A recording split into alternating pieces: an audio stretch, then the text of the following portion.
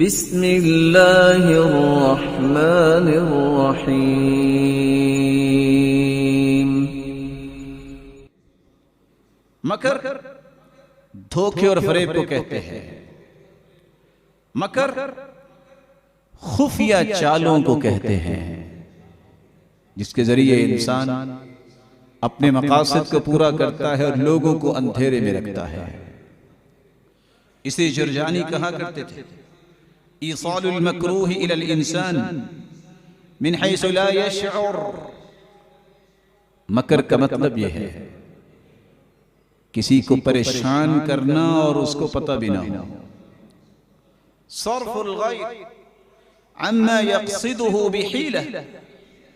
اور امام راغب اصفہانی رحمت اللہ علیہ کہا کرتے تھے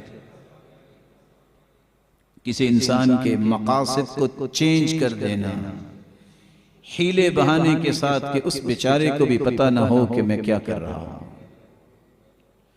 اور سچ کہا تھا امام سیوطی نے ما یقصد فاعلہ فی باطنہ خلاف ما یقتضیہ ظاہر۔ ظاہر میں نعرہ کچھ اور باطن میں پلاننگز کچھ، اسی کو مکر کہتے ہیں۔ اللہ عز و جلال ایسی زندگی سے محفوظ فرمائے۔ اس لیے امام ابن الجوزی فرمایا کرتے تھے وَمِنْ أَقْبَحِ الذُّنُوبِ الَّتِي قَدْ أَعَدَّ لَهَا الْجَزَاءَ الْعَظِيمِ الْإِصْرَارُ عَلَى الذَّنْبِ ثُمَّ يُصَانِعُ صَاحِبُهُ بِاسْتِغْفَارٍ وَصَلَاةٍ وَتَعَبُّدٍ۔